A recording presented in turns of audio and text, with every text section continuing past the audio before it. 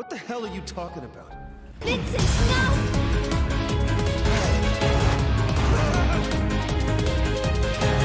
You are beautiful.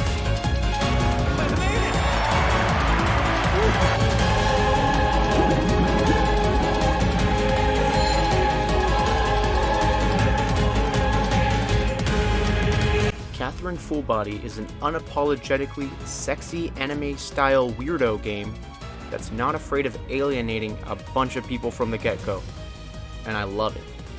If you're down with anime, you'll find a mostly grounded and mature take on relationships. It's got identity struggles, commitment struggles, baby struggles, and hanging out with friends too. Sorry, I need to take a whiz. What we got here is a social simulator by day and a nightmare world of block scaling puzzles by night. That's right, it's a puzzle game. So if you don't like puzzles, you're probably not going to like this. I'm sorry. Similar to the Persona series, you'll find a relatively fleshed out social experience.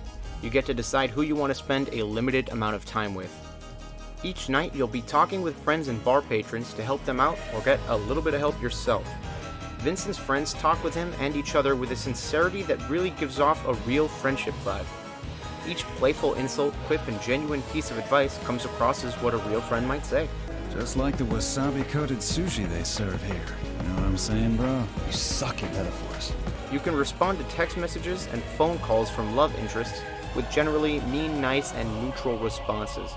But be wary of what you're saying to everyone, because it's all counted up in the morality meter. Alright. Leaning more to one end will have Vincent's inner monologue during cutscenes change, and that offers a neat little variance to those who enjoy replays. The puzzle gameplay has been remixed since the original release back in 2011. You can choose to play the classic or new levels at the start of the game, and after going through both styles on normal and hard, I personally prefer the remix levels. The new conjoined blocks add an extra layer of thought to apply it before making careless moves. If you're new to puzzle games, the accessibility here is perfect with the safety mode. This allows skipping of puzzles and autoplay to get you out of tough situations. You can regain control anytime you're ready to move on. And in the settings, a retry assist can be enabled to get you to the point where you made it to before dying. This way you don't have to repeat the same areas over and over to reach a point you just can't get past. Normal mode and under will automatically undo a step when you die, and if you die running out of undos, then you get a game over. Hard mode is not as forgiving. You'll get a game over anytime you die, regardless of undos remaining. I found the difficulties to be pretty well tuned for players of any skill level. A cabinet arcade game, Super Rapunzel, is playable in the bar. It's the same as the Nightmare puzzle gameplay, but without a time limit, putting a move limit instead. I found myself looking a few steps ahead when playing this, trying to make sure to solve the puzzle in my head and not get stuck. It makes for great practice for the harder stages later in the game. Amped up classical music remixes play during Vincent's nightmares, energizing you to work quickly through the thoughtfully crafted puzzles. There are many ways to progress upward, and using an item can create even more routes to the top. Outside the nightmares, the soundtrack fades pleasantly into the background, setting the chillin' with friends vibes, and also heightening the tension in cutscenes that are stressful to the main characters. If you don't like the bar music, you have a sampling from the original Catherine soundtrack, and 1.5 million Persona songs to choose from also.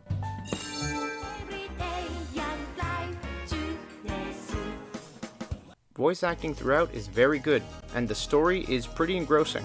Angry bickering, introspective monologues, and terrified screaming are absolutely captivating, especially during the tense climactic cutscenes.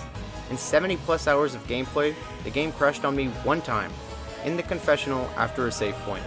I didn't lose any progress, just a reminder, save your game. A lot. I played this game on the Switch, and the frame rates were steady throughout. It only dropped noticeably during a particularly crowded night in the bar. Another issue was the lack of volume control in the settings.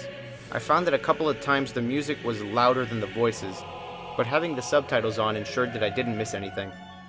Added cutscenes touch on varied relationship opinions and troubles that weren't seen in the original game.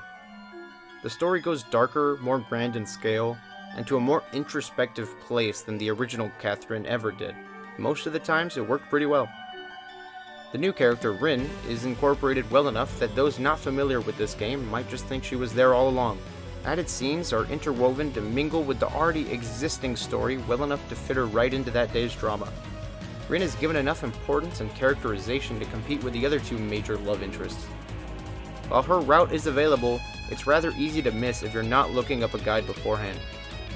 I played the game and answered the questions the way I wanted to, and the ending wasn't exactly what I wanted, but it was satisfying nonetheless. That happens when a game has 13 endings, but luckily for me, I had an excuse to replay the game with the remix mode on. All in all, this is a fantastic puzzle game with a gripping plot. You'll climb through increasingly challenging levels to get to the next drama-filled story beat, again and again. Hard to believe that this was supposed to be a test game for the Persona team to practice on. Catherine ended up becoming a cult classic that was beloved enough to spawn this amazing enhanced remake. Here we go! The Phantom Thieves are You victorious! did it, Joker! You finished the altar! That was an artful plot. I have so much respect for you! Thanks for watching. I really like this game. I hope that came across. And if you like puzzle games, or if you don't know if you like puzzle games, you should probably just try it out. Maybe you can get it on, I don't know. Redbox doesn't carry games anymore. How do you rent games today? Game Pass? Is Gamefly still around?